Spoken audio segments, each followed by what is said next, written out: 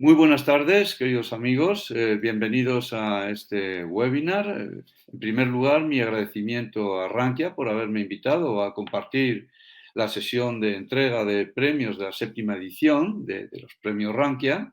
En segundo lugar, felicitar efusivamente a los ganadores y desearles que sigan en este desempeño, pero que, en fin, permitan que el año que viene, en la próxima edición, los ganadores sean otros para que haya diversidad, que haya buena competencia en el sector, ¿no?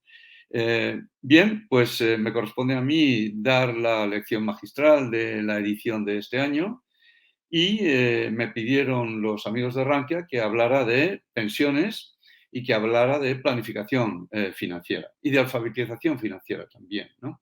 Porque no va una cosa sin la otra, ¿no?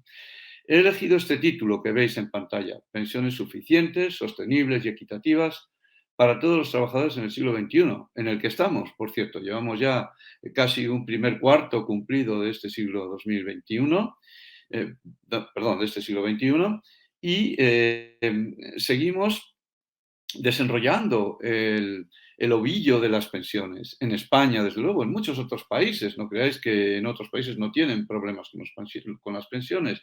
El problema de las pensiones, entre comillas, es universal y afecta prácticamente a todos los países, solo que unos se esmeran en resolverlo o hacerlo posible y otros pues no lo resuelven de la misma manera, con la misma eficacia y con la misma eficiencia. El deseo de pensiones sostenibles, suficientes y equitativas es universal también, porque sucede que las pensiones que se perciben en muchos países no solo no permiten llegar a fin de mes a sus perceptores, a los jubilados, a los pensionistas dependientes de aquellos que fueron jubilados por razones de supervivencia o a los pensionistas que incurrieron en esta condición por razones de incapacidad permanente, ¿no? No son suficientes, no permiten llegar a fin de mes. Para millones de trabajadores ya en España sucede esta circunstancia. Sucede también que las pensiones no son sostenibles, es decir, que los sistemas de seguridad social y algunos que no son de seguridad social, que son de lo que se conocen habitualmente como pensiones privadas, sea de empleo o sean personales, no son sostenibles. Es decir, tienen déficit en su explotación de ingresos y gastos corriente, acumulan deuda y, por lo tanto, problemas de solvencia hacia el futuro. Y luego sucede que muchas pensiones no son equitativas. Y me gustaría declinar el término equitativo al menos en dos vertientes. Una muy importante, pero también muy obvia, que es la equidad entre las generaciones y la equidad intrageneración, es decir, entre individuos de la misma generación o de la misma cohorte, entre personas que hoy viven y que están percibiendo su pensión y que unas resultan más favorecidas o menos que otras. O entre personas que hoy viven o que van a venir en el futuro a la condición de pensionistas, no siéndolo en este momento, y que pues van a recibir pensiones que con arreglo al mismo esfuerzo que hicieron en su momento, pues no van a ser tan buenas o van a ser peores o incluso mejores a veces que las pensiones de los pensionistas corrientes del momento que han hecho un esfuerzo determinado también, ¿no? Y luego hay una dimensión, esto es lo que llamaríamos la igualdad distributiva o la equidad distributiva, que la distribución de las pensiones entre las generaciones y entre los individuos pues sea equitativa. Y luego está la dimensión de equidad distributiva, perdón, contributiva. Equidad distributiva por un lado y equidad contributiva por otro lado. Es decir, que con arreglo al esfuerzo que cada uno haya hecho, haya una correspondencia, no diré estrictamente actuarial, que solo se da en los sistemas de Pilar 2 o Pilar 3, y ahora veremos qué son los sistemas de Pilar 2 o Pilar 3, pero que haya una correspondencia entre el esfuerzo que se ha hecho y lo que se recibe. Que el componente de solidaridad de las pensiones, desde luego de las pensiones públicas, que es necesario, que es socialmente deseable y que permite a muchas personas compensar o compensarles por aquello que no pudieron lograr en materia de esfuerzo contributivo durante sus años laborales, pues que tampoco sea confiscatorio, que tampoco sea a costa del esfuerzo que han hecho muchas personas que han trabajado para sí, para sus dependientes y, en definitiva, también para sostener el sistema, ¿no? De manera que suficiencia, sostenibilidad e igualdad, tanto en el sentido distributivo como en el sentido contributivo. Son los 3, 4 pilares básicos de este deseo de pensiones para todos los trabajadores en el siglo XXI, que es la segunda parte de mi título de la charla de hoy, ¿no? Para todos los trabajadores. Lo del siglo XXI va de suave porque estamos en el siglo XXI, pero para todos los trabajadores. ¿Qué quiere decir para todos los trabajadores? ¿Acaso hay trabajadores que no tienen pensiones no ya suficientes, sostenibles y equitativas, sino pensiones a secas? Pues sí, desgraciadamente, hay trabajadores que no tienen pensiones. O mejor dicho, trabajadores que no califican, porque las condiciones son algo exigentes en muchos sistemas, no califican para percibir pensiones, para empezar a cotizar o a aportar para sus pensiones. No califican porque o bien están en trabajos irregulares, que deberían de regularizarse, o bien son demasiado jóvenes, nunca se es demasiado joven para trabajar si se cumple la edad legal de acceso al trabajo, que normalmente es de 16 años, en España desde luego, pero que en muchos países europeos avanzados incluso se puede empezar a trabajar legalmente a los 13 años, siempre que no sean trabajos muy onerosos y que no sean trabajos que impidan a los jóvenes perseguir o avanzar en sus estudios, ¿no? Hay trabajadores demasiado jóvenes a los que no se les permite ser miembros de planes de pensiones, de empleo, o a los que no se les permite todavía acumular los derechos que acumulan trabajadores de edades más avanzadas. Trabajadores a tiempo parcial. No todos los trabajadores a tiempo parcial pueden contribuir como les gustaría a los sistemas de protección social que les cubrirán cuando sean jubilados muchas décadas más tarde del momento en que han empezado a trabajar. Trabajadores temporales. Los trabajadores indefinidos, claro que sí, son el pata negra del mercado laboral, pero los trabajadores temporales pues tienen muchos problemas también para participar no solamente con plenos derechos en los sistemas de seguridad social, sino también en los sistemas ocupacionales, en las pensiones de empleo, ¿no? En fin, hay una gama de condiciones que todavía no están en todos los países, en algunos sí, luego lo mencionaré, debidamente reguladas para que las pensiones sean también inclusivas. De manera que vamos adelante con pensiones suficientes, sostenibles y equitativas para todos los trabajadores en el siglo XXI. Bienvenidos. Quiero hablar de estos 5 puntos. Un marco demográfico que se olvida a menudo.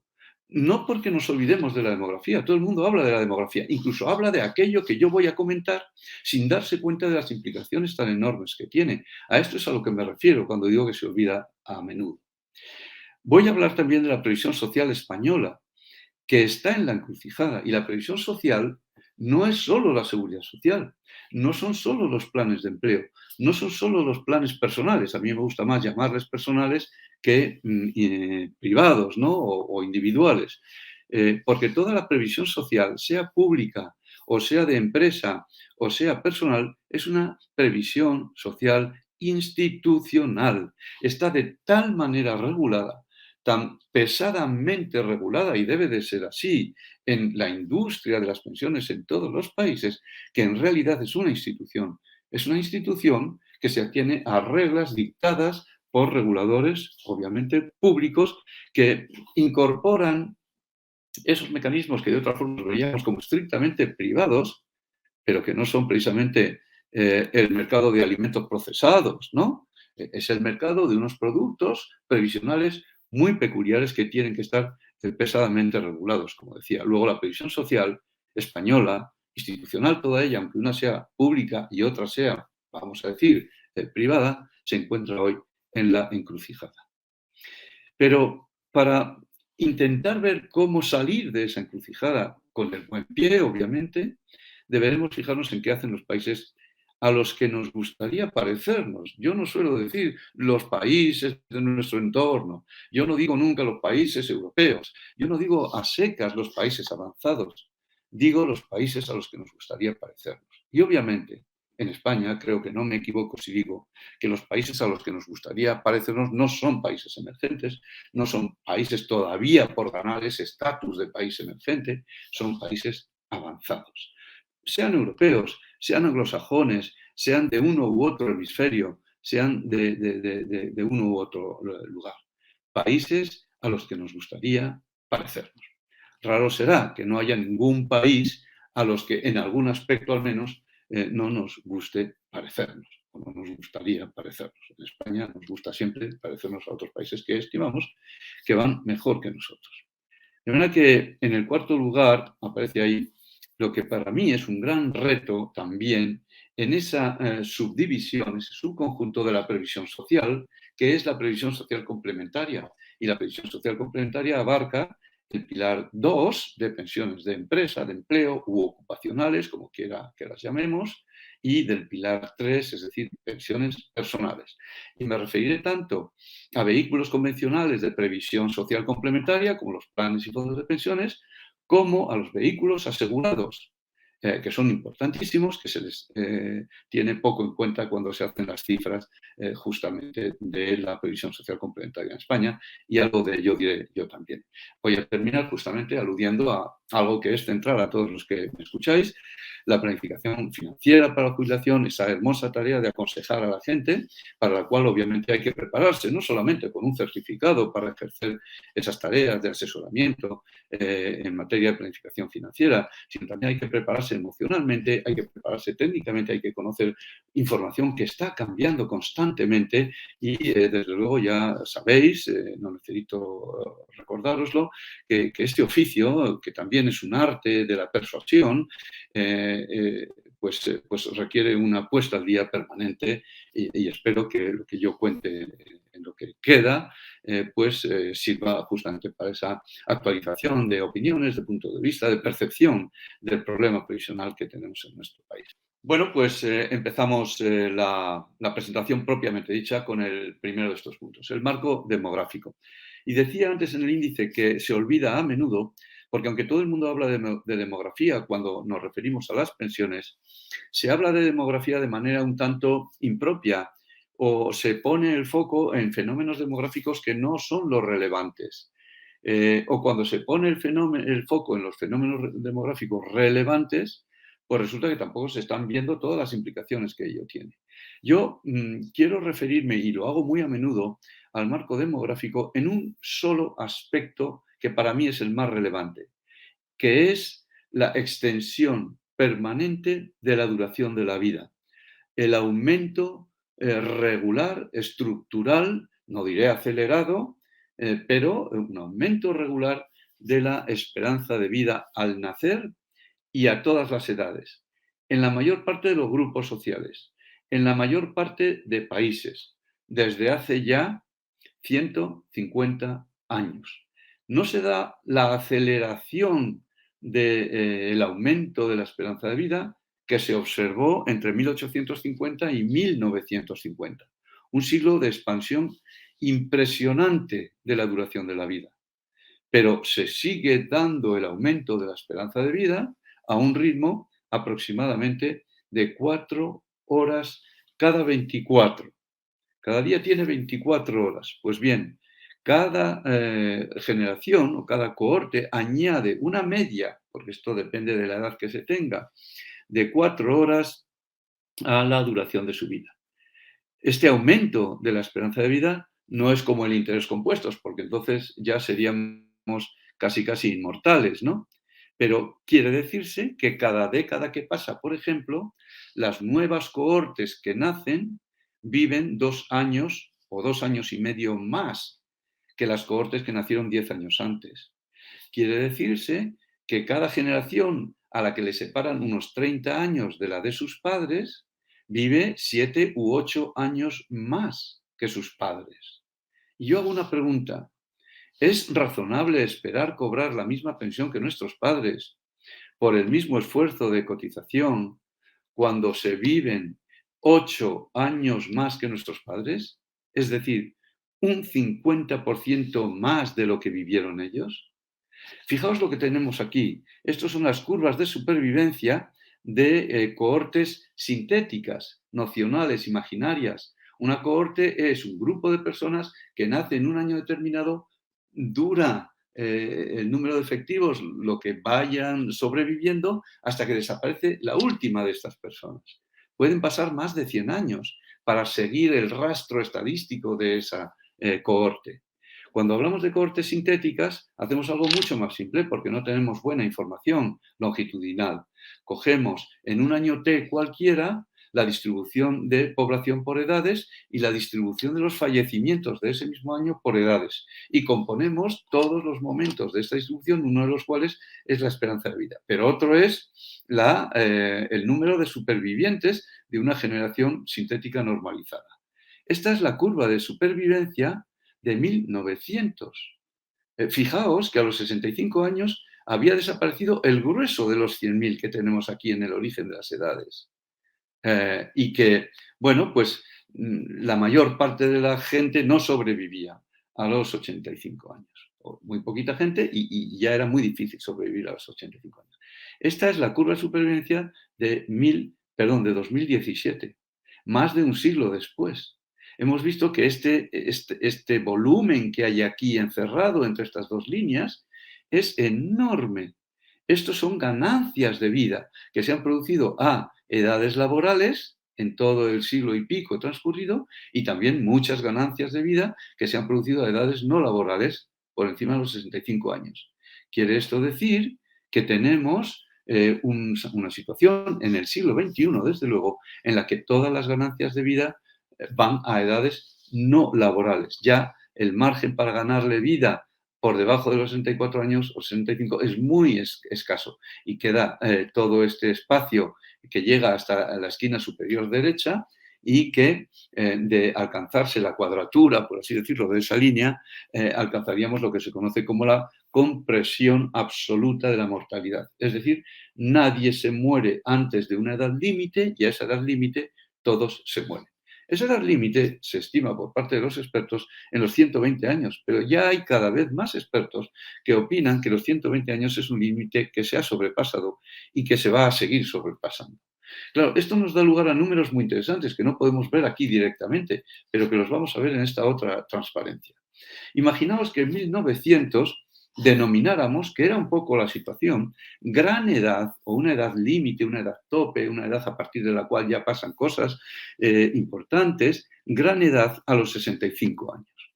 Bueno, en 1900, a los 65 años, unisex, teníamos que sobrevivía el 26,18% de una generación a los 65 años.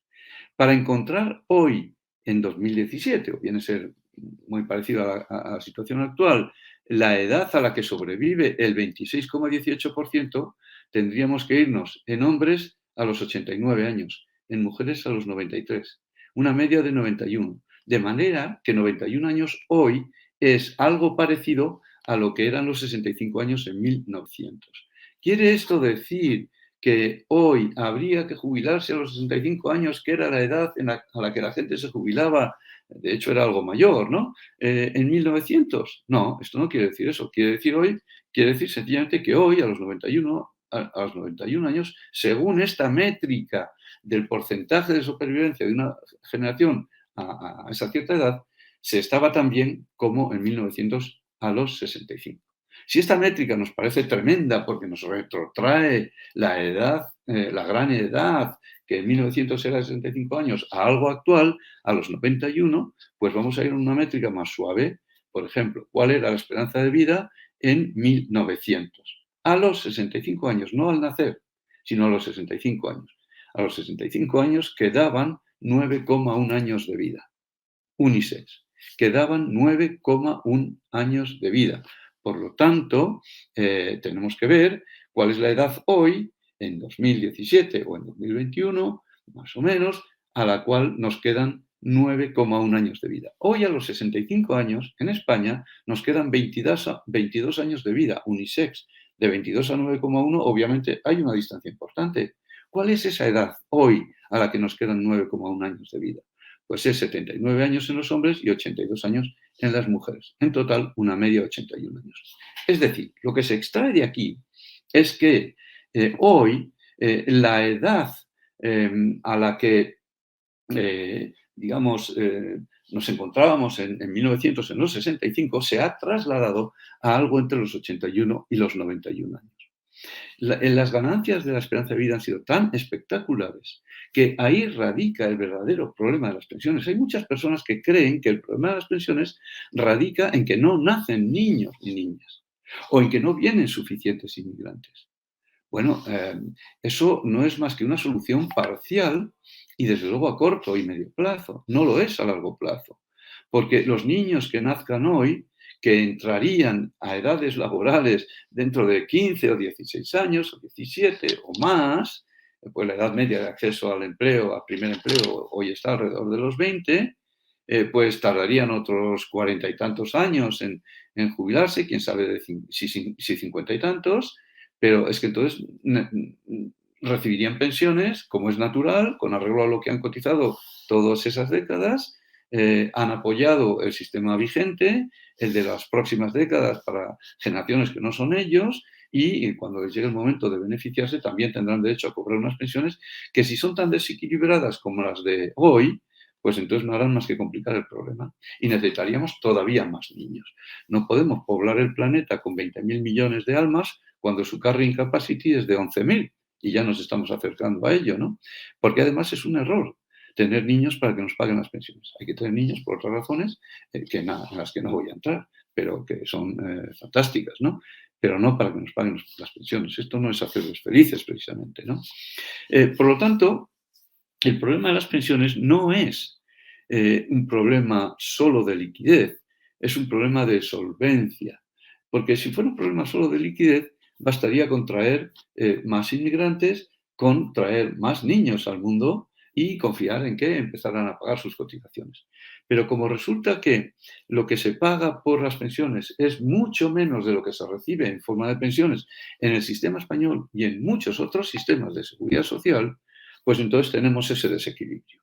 Como el sistema de pensiones de la seguridad social está sujeto a ese tipo de desequilibrios, pues desde hace décadas también, impulsada por las organizaciones internacionales, el Banco Mundial y el Fondo Monetario Internacional, se ha desarrollado la idea del modelo de los tres pilares. Aquí tenéis una ilustración muy sencilla de lo que es el modelo de los tres pilares. En esa dirección tenéis una explicación fabulosa. Este gráfico procede de un vídeo que explica perfectamente cómo se configuran los tres pilares de la previsión social en Suiza y, en particular, la idea está clara. Es decir, que nuestras pensiones, que son, por así decirlo, este frontispicio que tenemos ahí arriba, descansen sobre tres fuentes de renta. Las fuentes de renta de la seguridad social, que son las pensiones públicas de reparto del Pilar 1, que en el caso de estas reflexiones de los organismos internacionales desde hace muchas décadas, pues sitúan entre un 30 y quizá un 40% el porcentaje de la pensión que tenemos que recibir cuando nos jubilemos, ideal, que provenga de esa fuente de Pilar 1, que es la seguridad social. Luego, un pilar 2, que son los planes de pensiones de empleo o de empresa, que también pues, deberían de aportar un número de puntos porcentuales muy significativo, casi tanto, y por qué no más, y luego veremos algún caso, de los que aporta la seguridad social. Con lo cual, entre el pilar 1 y el pilar 2 tendríamos un 60, quizá algo más, el 70%, ¿no? Y luego un 20, un 10%, en realidad es bastante menos en el conjunto de países que conocemos como avanzados, que lo aportarán las pensiones de pilar 3, que son los planes de pensiones personales. Por lo tanto, cuando hablamos de previsión social, tenemos que entender que abraza estos tres sistemas de pensión, estas tres patas.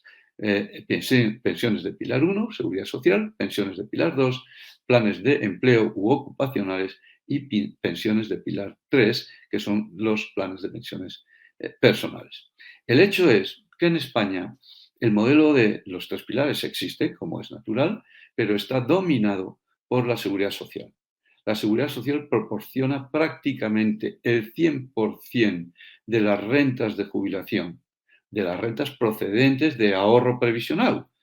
no diré de las rentas provenientes del alquiler de viviendas, ¿no? O de las rentas procedentes de otras actividades que se puedan compatibilizar con la seguridad social. Hablo de rentas de jubilación procedentes de vehículos previsionales. En España la seguridad social proporciona más del 90% de estos ingresos para la inmensa mayoría de los jubilados. La seguridad social tiene un lugar dominante en nuestro sistema de los tres pilares, mientras que los pilares 2 y 3, claro que existen, como decía, de hecho hay millones de cuentas de partícipes, luego veremos que se aproximan a 10 millones de cuentas de partícipes los que hay repartidos entre el pilar 2 y el pilar 3 en España, pero son muy pocos los jubilados que reciben rentas de jubilación. Como sabéis, las rentas de los planes de pensiones se pueden obtener, las prestaciones de los planes de pensiones se pueden obtener vía rentas periódicas, presumiblemente vitalicias, o vía capitales, un pago único. Bueno, pues mayoritariamente se eligen el pago de las prestaciones en forma de capital y por lo tanto ya no queda un rastro para el resto de la vida del jubilado, no quedan pensionistas propiamente dichos que reciban rentas todos los meses, ¿no? Hay muy pocos que incurren en esta condición en el pilar 2 y en el pilar 3, ¿no? De manera que tenemos un sistema de tres pilares en realidad muy, muy, muy asimétrico, con una primera pata que es el pilar 1 robusta, en fin, con unos fundamentos algo resquebrajados que habrá que poner en orden, y luego dos patas de apoyo muy, por no decir insignificantes, muy débiles, ¿no? Eh, quiero comentaros ahora algo relativo a lo que se ha hecho y la situación en la que estamos en nuestro país en las últimas décadas. Llevamos ya 35 años prácticamente de reformas de cierto calado en nuestro país, desde que a mediados de los años 80 cundió una cierta alarma sobre la sostenibilidad de las pensiones en España.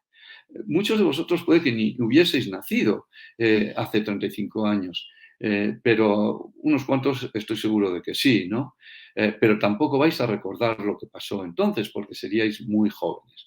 O si teníais, pongamos, 20 años, estabais empezando vuestra actividad laboral, probablemente estos temas no os interesaban, porque entonces no interesaban a casi nadie. Y sin embargo ya hubo movimientos. Quiero recordar que las iniciativas de los organismos internacionales advirtiendo del problema demográfico de las pensiones, aconsejando el modelo de los tres pilares, se iniciaron a principios de los años 80. Por lo tanto, hace ya más de 4 décadas, ¿no? Y esto ha ido cundiendo poco a poco. Pero ya en 1985, el primer gobierno de don Felipe González, del PSOE, por lo tanto, tomó la decisión de aumentar una pieza muy importante del sistema de pensiones. Seguramente habréis oído hablar del periodo de cómputo, es decir, el número de años contra los que se calcula la pensión de los trabajadores.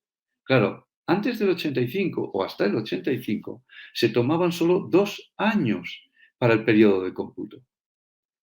Claro, cuanto mayores fuesen las bases de cotización de esos 2 últimos años, mayor iba a ser nuestra pensión, independientemente, y esto era lo grave, de cuáles hubiesen sido las bases de cotización de todos los años precedentes.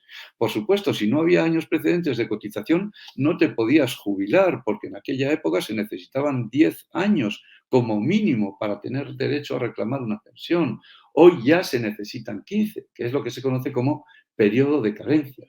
Pero con un periodo de cómputo de 2 años, es decir, los 2 últimos años, ¿qué creéis que hacían todos los trabajadores que podían? Que eran virtualmente todos, los que llegaban ya a esas edades. Se ponían de acuerdo con su empleador en cotizar por la base máxima, o si eran trabajadores autónomos, elegían cotizar por la base máxima, y habiendo cotizado solo 2 años por la base máxima, se obtenía la mejor pensión del sistema, la pensión máxima. Aunque se hubiese cotizado el resto de los 38, 40 o más años por debajo de las bases máximas o incluso por las bases mínimas, ¿no?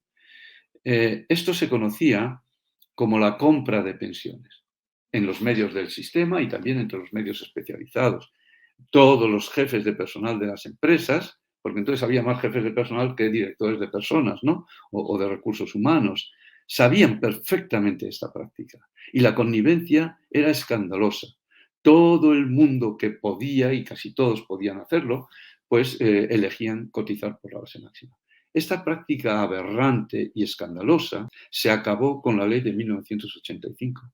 Le costó un serio disgusto al gobierno, porque Comisiones Obreras convocó, con mucho éxito, por cierto, una huelga general.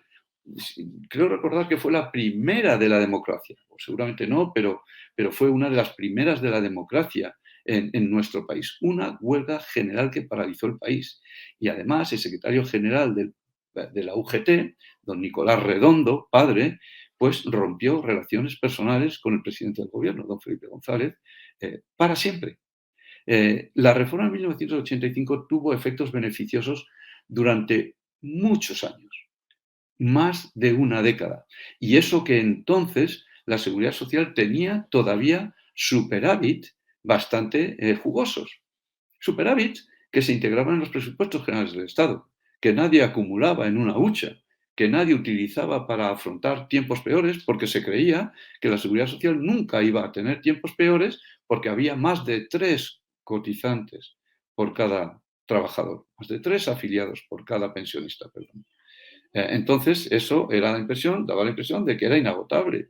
Bueno, pues en realidad, en muy poco tiempo se acabó esa bonanza y la Seguridad Social empezó a tener problemas de pensiones. En el periodo 93-97 se sucedieron cosas muy importantes. En el 93, el PSOE ganó unas elecciones que estaba pronosticado, lo decían todas las encuestas, que no debía de ganar.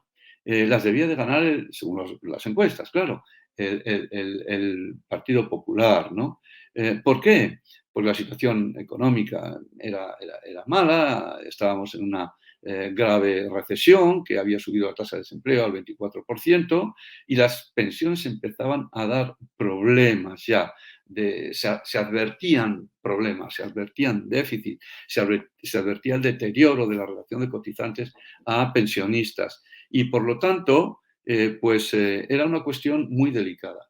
Entonces, en medio de la campaña electoral, don Felipe González dijo, cuando tenía todos los pronósticos en contra, don Felipe González dijo, si el Partido Popular gana las elecciones, las pensiones bajarán no sé cuántos miles de pesetas al año. Había un vídeo que se podía recuperar todavía en Internet sobre este debate. Yo he vuelto a buscarlo y ha desaparecido, pero desde luego en ese vídeo se dio la clave de lo que pasó.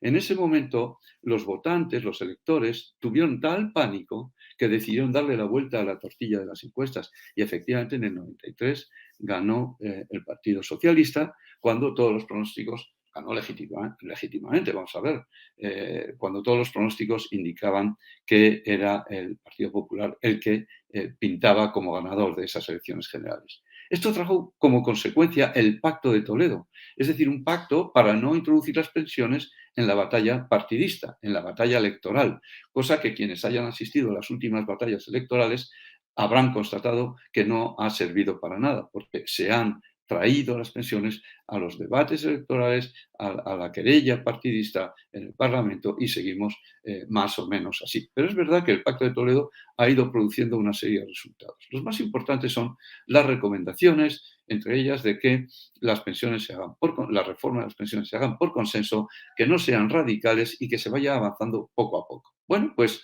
en 1997 el señor Aznar, en su primer gobierno, propuso una reforma de las pensiones cuyo elemento central, había muchos más, no creáis que son solo estos, pero no quiero extenderme, era el paso del cómputo de 8 a 15 años.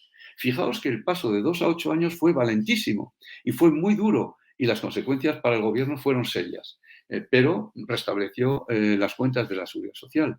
Se podía suponer que el paso de 8 a 15 años iba a ser igual de duro políticamente y socialmente, iba a ser contestado por los sindicatos, iba a traer consecuencias muy favorables para el sistema de adoptarse. Bueno, sucede que las curvas de ingresos de los trabajadores tienen forma de U invertida, con una cima de ganancias alrededor de los 50 años y con ganancias ya, salarios ya que van en declive, desde los 50 hasta los 65.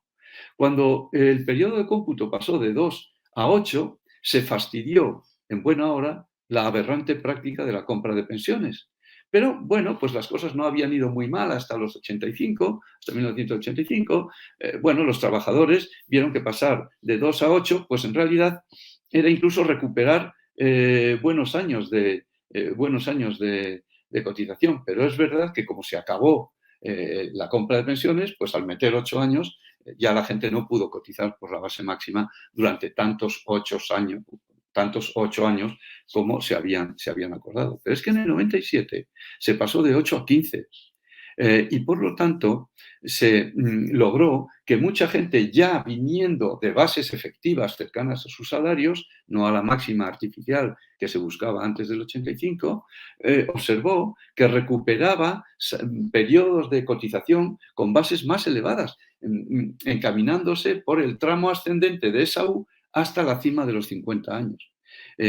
Todavía de 50 a 65 se veía viendo los 15 años de diferencia, y por lo tanto la mayor parte de los trabajadores que se jubilaron a partir de la entrada en vigor de esta ley ganaron unas pesetas al mes en su pensión. No hubo ningún efecto de disminución de la pensión, que llegó a ser del 12% en los casos más agudos cuando se adoptó la ley en 1985, la ley de reforma, sino que en 1997 los sindicatos aplaudieron efusivamente esta medida, porque de hecho las pensiones aumentaron. Y cuando se hace una reforma que hace que aumenten las pensiones, inmediatamente sucede que se deterioran las cuentas del sistema. Esta es una lección que creo que no hemos aprendido lo suficiente. Es decir, que cuando se persigue mejorar las pensiones, la suficiencia de las pensiones, se consigue deteriorar la sostenibilidad de las mismas. Y ese equilibrio entre suficiencia y sostenibilidad es muy delicado. Y por lo tanto hay que buscarlo con mucho ahínco, con mucha sofisticación, y no es lo que ha venido haciendo en nuestro país. Pasamos el periodo 93-97 y llegamos al periodo 2011-2013. Entre el 97 y 2011 no pasó gran cosa en materia de reforma de las pensiones, pero claro, se produjo la crisis financiera, la espantosa crisis financiera que arrancó en 2009, de hecho ya a finales, en la segunda mitad de 2008, pero que se prolongó hasta 2013. Este periodo 2011-2013 fue un periodo muy delicado, pero muy delicado para hacer reforma de las pensiones. Y hubo dos. Una reforma en 2011 liderada por el gobierno del PSOE, el señor Zapatero, y una reforma en 2013 liderada por el señor Rajoy, el gobierno del PP, justamente como consecuencia de que la crisis agudizó la situación, crisis financiera, y por lo tanto dio un poco el giro electoral que se vivió entonces.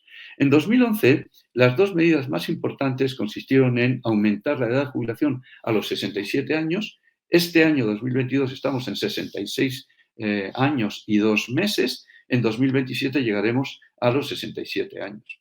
Y también se aumentó el periodo de cómputo, un periodo transitorio, de los 15 del señor Aznar a los 25 del señor Zapatero. Bueno, este año 2022 ya tenemos los 25 años en la fórmula de cálculo de la pensión, del periodo de cómputo, ¿no? También se introdujeron dos elementos, se anunció un elemento muy importante en la reforma de 2011, un factor de sustitución que no se definió realmente.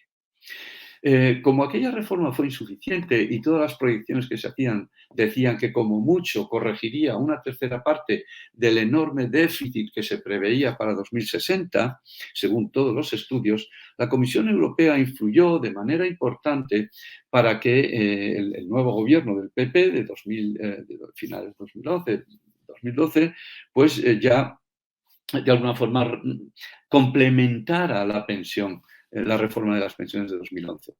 Se le pidió al gobierno español que acelerase el calendario de entrada en vigor de la nueva edad de jubilación de los 67, que no se alcanzará hasta 2027. Recordad que estábamos en 2012, o sea que quedaban 15 años hasta 2027. Para 15 años se veían como un periodo muy lejano para aumentar la edad legal de jubilación. Y la recomendación de la Comisión Europea fue que se acelerase ese calendario.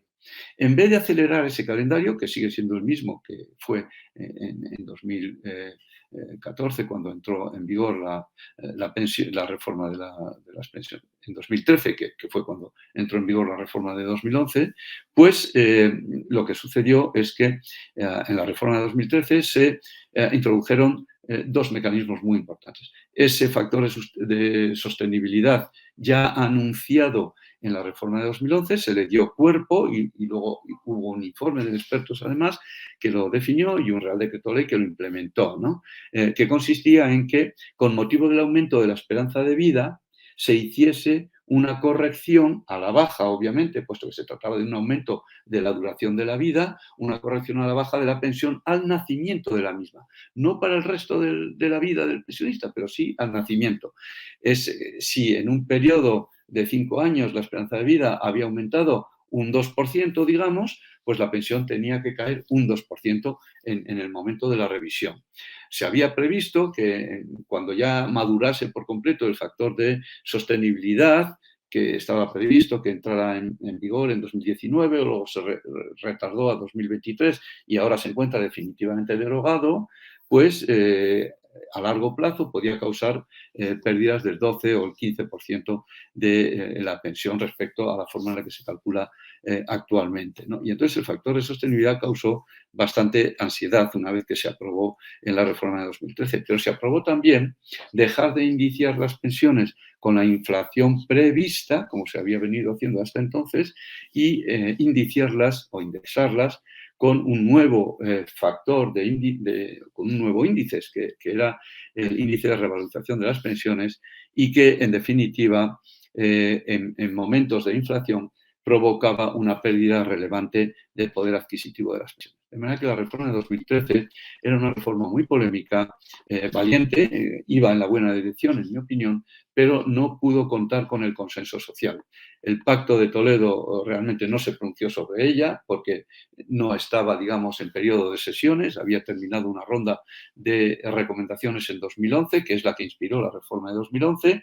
Para 2013 no hubo ronda de nuevas recomendaciones, hubo algunas comparecencias, pero en realidad no fue un funcionamiento orgánico del Pacto de Toledo, no hubo pacto social, el gobierno del PP aprobó esta reforma sin consenso. Obviamente la aprobó por su mayoría en las cámaras, pero tampoco hubo consenso político, o sea, no hubo consenso de ningún tipo y desde luego fue una reforma que nació muy contestada, pero que resolvía muchos problemas de sostenibilidad. Probablemente fue una reforma muy dura, el hacerlo sin consenso determinó que posteriormente fracasara. Y llegamos a 2021, desde 2013 a 2021 hubo pocas manifestaciones reformistas en materia de pensiones, pero mucho debate, eso es verdad. Hubo avatares políticos, se convocaron unas elecciones, se convocaron unas segundas, porque no hubo forma de formar un gobierno y por fin a finales de 2019 se celebran las elecciones, tenemos un gobierno nuevo en 2020 y el Pacto de Toledo cumple su ronda y en 2020, en octubre de 2020, a finales de ese año, el Parlamento aprueba también las recomendaciones del Pacto de Toledo y a lo largo de 2021 el gobierno actual elabora una reforma de pensiones. La reforma de pensiones de 2021 da un gran paso atrás porque hace ya redundante, revierte por completo, deroga las disposiciones sobre el IRP y sobre el factor de sostenibilidad. E introduce un nuevo mecanismo de equidad intergeneracional, que luego lo comentaré, en sustitución del factor de sostenibilidad. Y vuelve a introducir, pero esta vez con la inflación pasada, con la inflación observada, la actualización de las pensiones, la revalorización de las pensiones con la inflación. De manera que es una ley que avanza en algunas cosas, retrocede en otras porque deshace o revierte medidas que se habían tomado. En mi opinión es que hemos perdido una década para avanzar modestamente. La recuperación de la actualización de las pensiones con el IPC, en el fondo, es algo que socialmente bueno.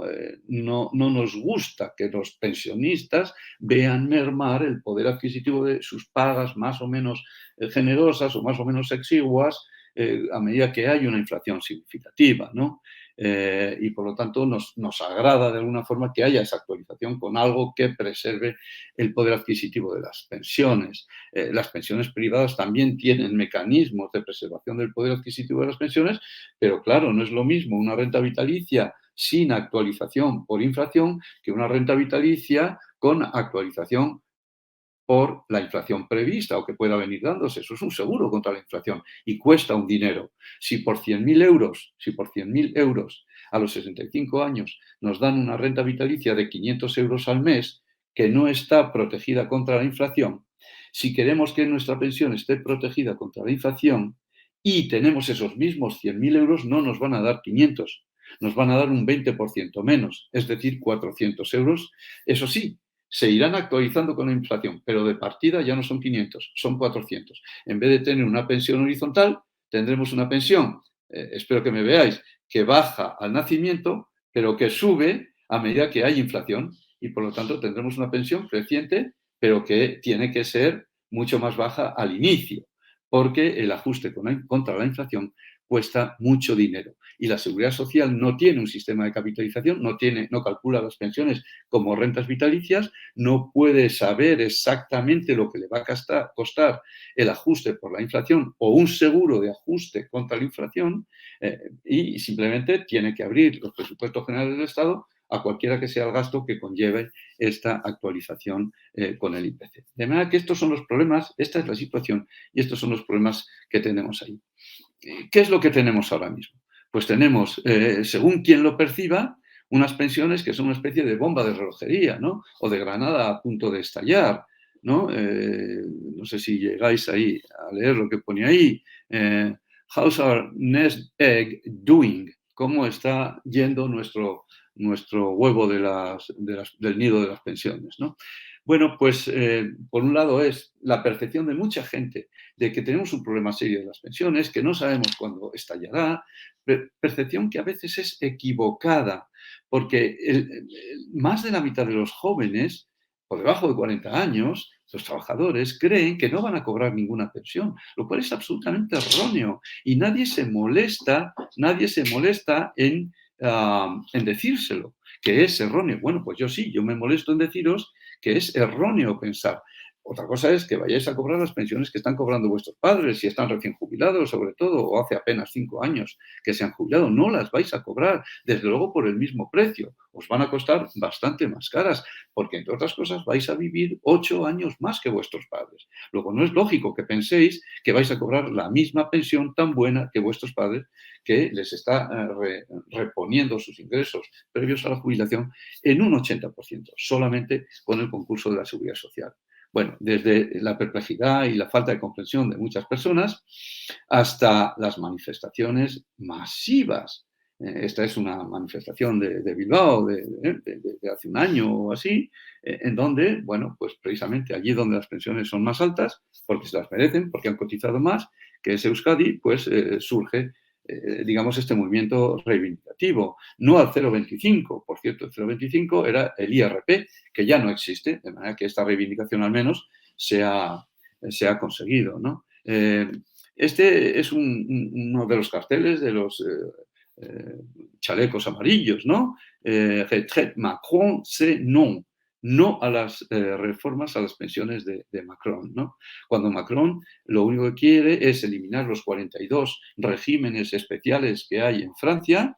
Hay un régimen para conductores de ferrocarriles que se retrotrae a los años 50 del siglo pasado, cuando conducir un ferrocarril era cargar carbón y era un trabajo muy duro y había que jubilarse muy pronto. Pues que hoy en Francia los ferrocarriles son los TGV, como el AVE español, que se conducen con el pensamiento y no tiene ninguna onerosidad y no hay que cargar paletadas de carbón. Bueno, pues Macron quiere cargarse este tipo de anomalías, quiere que cada euro cotizado por cualquier francés dé el mismo derecho a pensión, poco o mucho, pero el mismo derecho. Eso es lo que quiere Macron y eso es lo que no quieren los chalecos amarillos, ¿no? Es un quebradero de cabeza para los líderes, los responsables de los sistemas, los líderes políticos. Este Shinzo Abe, que hace unos años también planteó en Japón una reforma importante de las pensiones, y justamente esta foto está tomada con motivo de esas reflexiones, esos debates. No saben qué hacer. Tenemos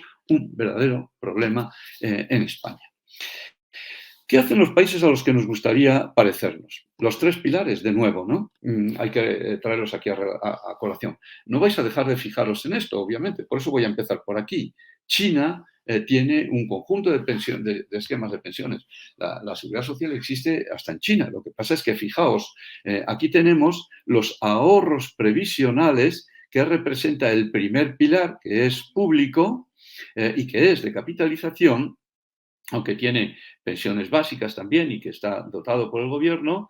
El segundo pilar, que es pensiones vitalicias de empresa o pensiones vinculadas a la ocupación, al trabajo, ¿no? Y luego un tercer pilar que es insignificante en China. China ha dado un movimiento reciente muy importante para multiplicar como sea el pilar tercero, porque observa que es muy escaso, que los chinos no están ahorrando para su jubilación por la vía de vehículos del tercer pilar, que las compañías tampoco tienen mucho. En definitiva, frente a un PIB, esto es un gráfico del Economist de 2018, frente a un PIB de 91,93 billones españoles o trillions anglosajones, ¿no? De renminbis, de yuanes, estos ahorros, que son trillones o trillions, mejor dicho, o billones de renminbis, pues representan el 10,44%. Veréis que todos los ahorros para la jubilación en China son insignificantes y, desde luego, son similares a los ahorros que tenemos para la jubilación en los pilares 2 y 3 en España, como veremos luego. Pero, claro, en el modelo de los tres pilares, lo que sucede en muchos otros países es que la seguridad social no es el pilar dominante. En los países más avanzados, desde luego que no. Recordad los tres pilares en esa especie de templo romano, templo griego, ¿no? Que veíamos antes. La seguridad social tiene un peso muy bajo en muchos países. Por ejemplo, en Holanda, las pensiones ocupacionales, solo las pensiones ocupacionales, cubren el 70% del último salario. Y la seguridad social da solo el 30% restante mediante una pensión básica. La seguridad social existe en Holanda, cobra cotizaciones importantes, pero las prestaciones que da son básicas. Las prestaciones más importantes vienen del sistema de pensiones de empleo, que es obligatorio en Holanda, ¿vale? Luego veremos, porque Holanda tiene esto, que es fabuloso, pero tiene algún problemilla aquí, ¿no? Y luego, en realidad, la seguridad social no es el pilar dominante, lo repito. Su peso en las rentas de los trabajadores recién jubilados está entre el 30 y el 50% del último salario. En España está en el 80%. Cuando decimos, y mucha gente lo dice en España, que nuestras pensiones sean como las alemanas o las francesas, desconocen que las pensiones que da la seguridad social en Alemania o en Francia no cubren ni siquiera más allá del 50% del último salario. De manera que si nos dieran las pensiones que dan en Alemania o en Francia a los trabajadores la seguridad social, tendrían que reducirse nuestra tasa de sustitución de la seguridad social del 80 al 50%. Otra cosa es que nos dijeran, no, pero en absoluto. Digo, bueno, claro, si queremos las mismas pensiones absolutas que tienen en Alemania o en Francia, tendremos que ser igual de productivos, que no lo somos ni de broma, que en Alemania o en Francia. Como no somos un país con mucha productividad, nuestros salarios son bajos, los salarios hacen que las pensiones sean bajas también, y el 80% sigue siendo una tasa de sustitución fabulosa que para sí quisieran ver en todos los países más avanzados que el nuestro.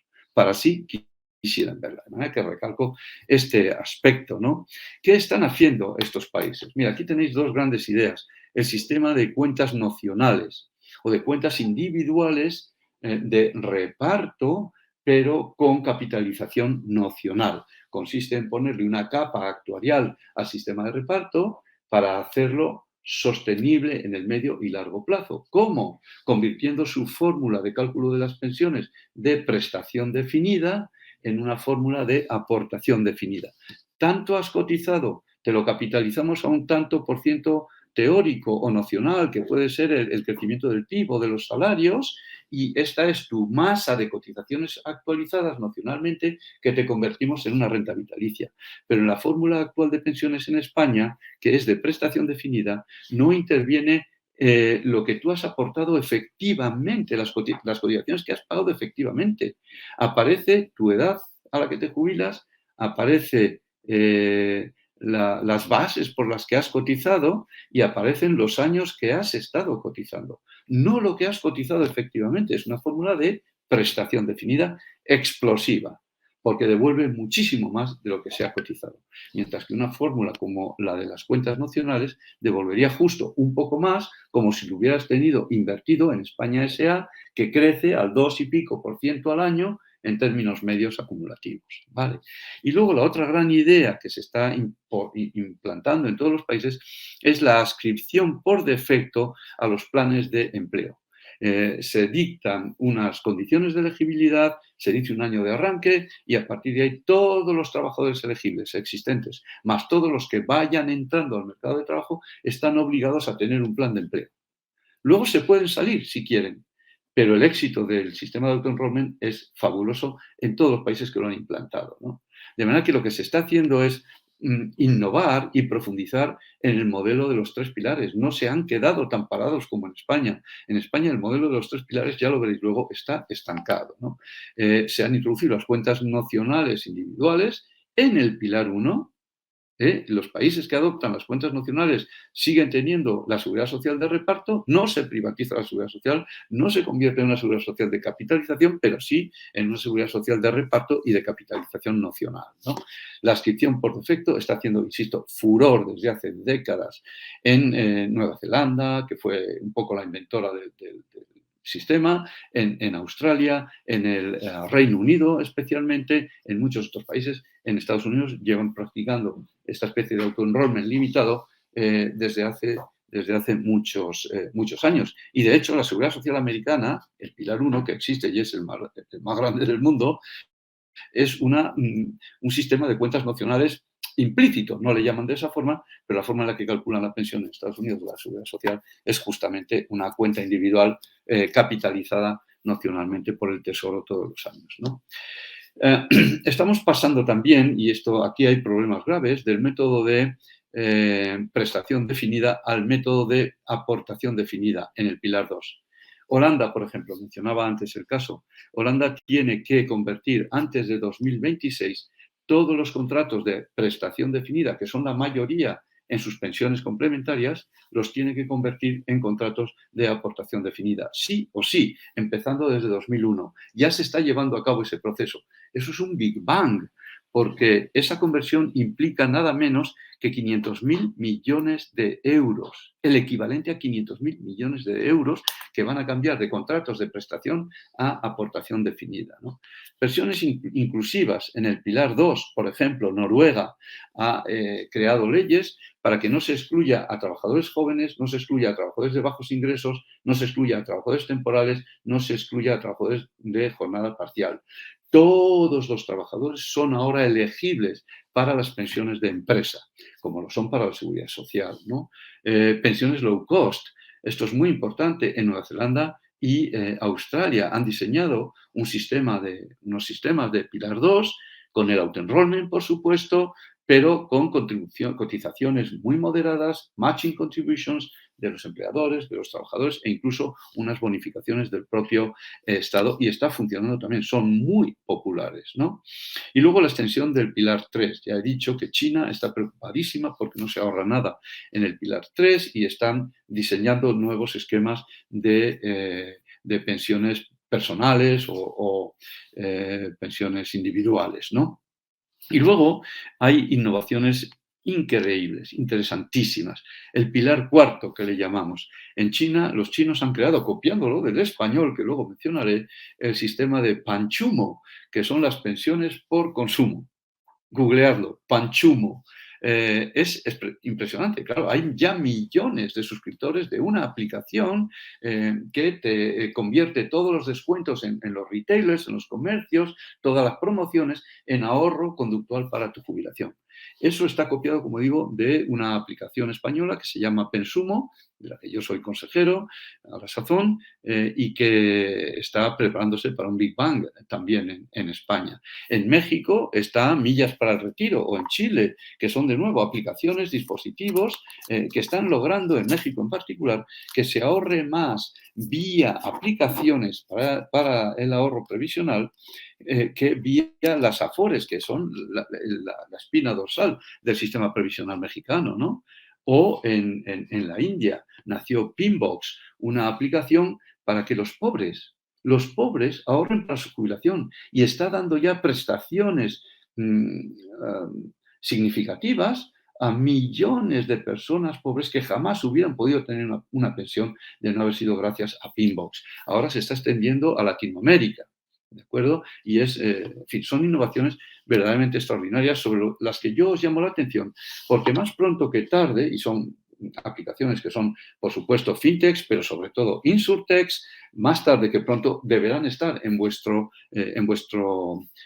salpicadero, ¿no? Deberán estar en vuestro scan para recomendárselas a vuestros clientes. Bueno, vamos a ir terminando.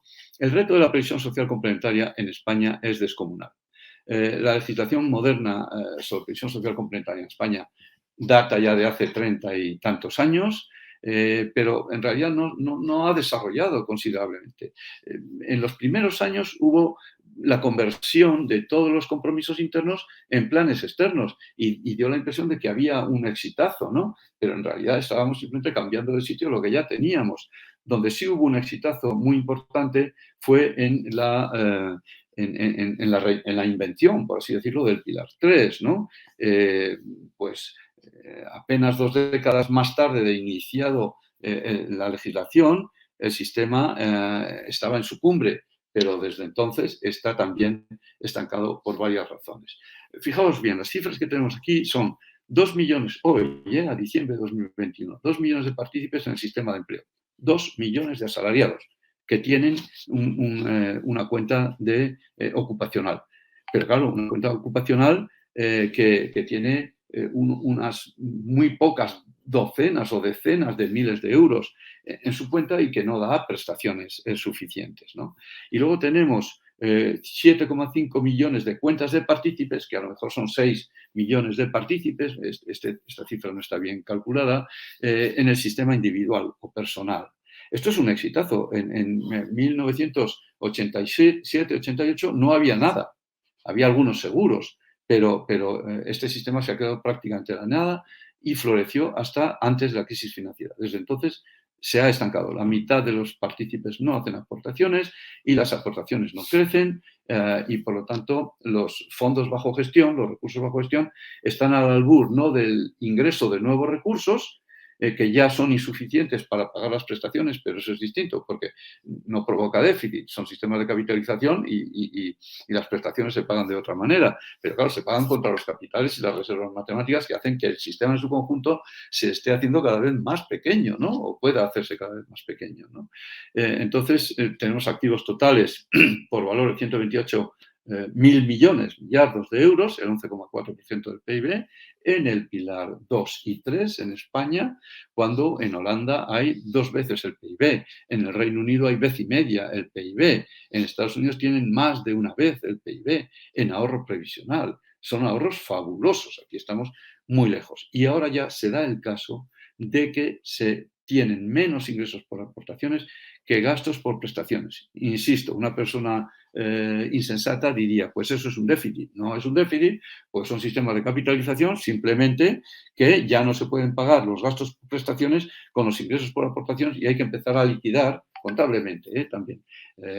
Hay que empezar a liquidar las reservas matemáticas para poder hacer frente a unos gastos por prestaciones que superan, fijaos cuánto, de 4,1 millardos a finales de 2021, perdón, en todo el año, versus 3,8 millardos por aportaciones. De manera que tenemos un sistema muy raquítico. Activos por partícipe en el conjunto del sistema, 13.500 millones, perdón, 13.500 euros, 13.500 euros por partícipe, que darían para una renta vitalicia mensual de 65. Es verdad que la gente se jubila con unas cantidades que son el doble que esto en su cuenta previsional de Pilar 2 o 3 y por lo tanto los complementos de pensión serían de 120, 130 euros, si acaso, pero mucha gente opta por llevárselo en forma de capital. Se arreglan los dientes o se van de crucero y ahí queda todo el esfuerzo de muchas décadas de ahorrar para un plan de pensiones.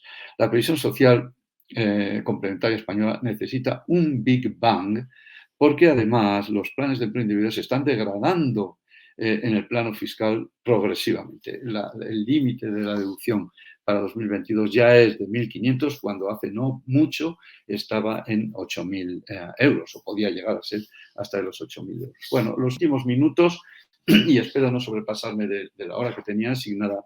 Quiero evocar temas que conocéis muy bien, pero no sé que muchas cosas os puedo decir de nuevo aquí, salvo que sobre la base de todo lo que hemos visto ahora, sabemos que tenemos un sistema dominante de Pilar 1, que es la seguridad social. Sabemos que es un sistema que va a tener y tiene ya problemas de sostenibilidad, pero sabemos también que incluso con las buenas pensiones que se pagan hoy, incluso si se mantuviesen, incluso si se mejorasen ligeramente, que es perfectamente posible que suceda a costa de su sostenibilidad, me da igual, pero incluso en esos supuestos ya hay millones de pensionistas que necesitan complementos de pensión, millones de pensionistas y que no los tendrán porque ya no pueden ahorrar lo suficiente. Pero hay millones de trabajadores que necesitarán complementos de pensión, que los podrían tener si ahorrasen lo suficiente. ¿Qué sucede? Que en España se ahorra mal. En España se ahorra en masas de ladrillos y argamasa que llamamos viviendas. Se ahorra en ladrillos y no en ahorro previsional propiamente dicho. El ahorro previsional a largo plazo ya hemos visto que es muy insignificante.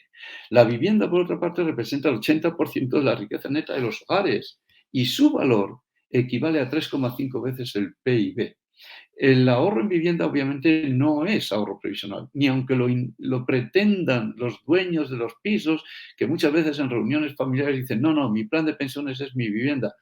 No saben lo que dicen. Muy pocos, 9 de cada 10 apenas, acaba disfrutando de su vivienda en forma de rentas de jubilación. La vivienda se la quedan los herederos, por buenas razones seguramente, pero no entro a considerar ese comportamiento, pero sencillamente estas 3,5 veces el PIB que tenemos en forma de ladrillos no son ahorro previsional. En Holanda, como mucho, hay 2 veces el PIB en ahorro. Un país que tuviera 3,5 veces el PIB en ahorro previsional no tendría ninguno, pero ningún problema de pensiones. Podría incluso prescindir de la seguridad social. Bueno, no es eso lo que pretendo. Pero sucede que el ahorro previsional es escaso y además empieza a estar en algunas vertientes maltratado. Ya lo he dicho, el caso de las pensiones individuales, ¿no? Pero en mi opinión, todo vehículo previsional, y me cuesta convencer a mis colegas del sector, todo vehículo previsional debería tener la misma fiscalidad. No hay una rata ahí, no mejor ni peor que las cotizaciones a la seguridad social y las pensiones de la seguridad social. Poca gente repara en esto. Es más, la gente cree que cuando paga impuestos por sus pensiones está pagando doble. No, porque las cotizaciones con las que se crearon esos derechos a pensión fueron exentas íntegramente del impuesto de sociedades y del impuesto y del IRP de los pensionistas. Íntegramente. Las pensiones tributan porque las cotizaciones no tributaron y tienen un tratamiento fiscal muy bueno, que yo reivindico para cualquier vehículo previsional español, lo cual no es el caso. Y llegados a este punto, pues en realidad hay que enfatizar lo que ya todos sabéis, enfatizar a vuestros clientes, pero os quiero contar alguna idea sobre esto. Vamos a ver, tenéis que mostrar las ventajas de ahorrar a largo plazo. Y entre esas ventajas, no debéis de colar nunca el argumento de que la seguridad social va a quebrar y que por eso necesitan complemento de pensiones. Si la gente tiene sentido común, no volverá a visitar a demandar vuestro consejo, porque no es la mejor manera de vender nuestros productos. Nuestros productos tienen que venderse porque sean buenos, es decir, sean eficaces, logren lo que necesitamos y sean eficientes, lo logren a un coste bajo. Y no porque hagamos miedo, que no sabemos, porque no tenemos una bola de cristal lo que va a pasar respecto a lo que sea el futuro de la seguridad social. Me disgusta mucho, de verdad, observar que jóvenes asesores financieros dicen a sus clientes que tienen que ahorrar, y a mí me han vendido así hace años planes de pensiones, tienen que ahorrar por esta vía para que cuando la seguridad social quiebre podamos tener un complemento de pensiones. No es verdad, no es la forma de vender. Yo, desde luego, a los mediadores que me han intentado vender de esta forma los productos, no he vuelto a recibirles, ¿no? Hay que educar financieramente a los jóvenes. Los jóvenes tienen que saber que sus cotizaciones dan para lo que dan, y que no dan para todo, cuando además van a vivir mucho más que sus padres, ¿no? Estos aspectos son importantes que os hagáis ver, ¿no? Hay que crear sistemas de ahorro novedoso y conductual. Yo sé que no hay más remedio que vender lo que tenemos en la trastienda de nuestras boutiques, pero que hay que innovar, y se innova poco en España. Ya os he anunciado la llegada del cuarto pilar de la previsión social complementaria, ¿no? Las pensiones basadas en el gasto, en el consumo. Pensumo, por ejemplo, es una aplicación española que lo hace, en mecanismos conductuales, aplicaciones y dispositivos, ¿no? Los mecanismos conductuales son interesantes porque consisten en empujoncitos que se nos da para que de forma indolora, sin darnos cuenta, logremos ahorrar miles de euros antes de nuestra jubilación. Con aportaciones muy modestas de 500 euros al año, se puede reunir en 40 años de vida, se pueden reunir capitales principal de unos 30 o 40.000 euros. Si eso se gestiona bien, eso se puede duplicar, 60 u 80.000 euros. 60.000 euros hoy, con la regla del 5 que yo utilizo, ya te permiten obtener un complemento de pensión de 300 euros. 60.000 multiplicado por 5 dividido por 1.000. Esa es mi regla del 5 para calcular una renta vitalicia, grosso modo. Es ilustrativo, no vayáis a creer que es contractual. Pero al mes, 300 euros al mes, ya harían felices, como decía, a millones de pensionistas. Y tenéis que convencerles de que eso es posible. No matter, da igual lo que haga la Seguridad Social, por favor, da igual defender a la Seguridad Social, sobre todo de sus entusiastas, pero a la vez defender vuestro discurso, sed persuasivos y sobre todo armaos bien de razones, porque las hay y muchas, para lograr que la gente ahorre felizmente, de manera indolora, sin darse cuenta, y acabe teniendo complementos de pensiones de entre 300 y 500 euros al mes. Es mucho más fácil, pero hoy casi nadie puede permitirse eso. Y esta es la gran tarea que tenemos por adelante, ¿no? Ensanchar el mercado con más agentes, crear más y mejores productos de ahorro previsional. Esto en otros países lo llaman competencia, pero me quedo ahí porque no quiero herir sensibilidades, ¿no? Hay que recuperar el ahorro de nuestros abuelos. Hoy, y no lo digo de forma despectiva, ya me gustaría ser como ellos, hoy te dan un premio Nobel por hacer investigaciones sobre las ciencias conductuales, por finanzas conductuales, etcétera. No es fácil que te den un premio Nobel. No es fácil hacer investigación puntera sobre finanzas conductuales. Ya me gustaría a mí ser siquiera un discípulo de aquellos a quienes les dan los premios Nobel por este motivo. Pero es que a nuestros abuelos, no necesitaban ni el estímulo de un premio Nobel, ni haber acudido ni siquiera a hacer el bachillerato. Sabían ahorrar. Nos abrían una cartilla de ahorros cuando nacíamos. Hoy te hacen socio del Atlético de Madrid en el mejor de los casos. Bueno, aquí tenéis referencias de Loris, aquí tenéis referencias mías. Lo voy a dejar aquí porque creo que estoy al filo de los 60 minutos. Muchísimas gracias por vuestra atención. Disfrutad de la jornada, disfrutad de este año y tratad de ser, pues, esos planificadores para la jubilación que la sociedad necesita y que yo he tratado de enfatizar, aludiendo a problemas, pero también aludiendo a esperanzas. Muchísimas gracias por vuestra atención.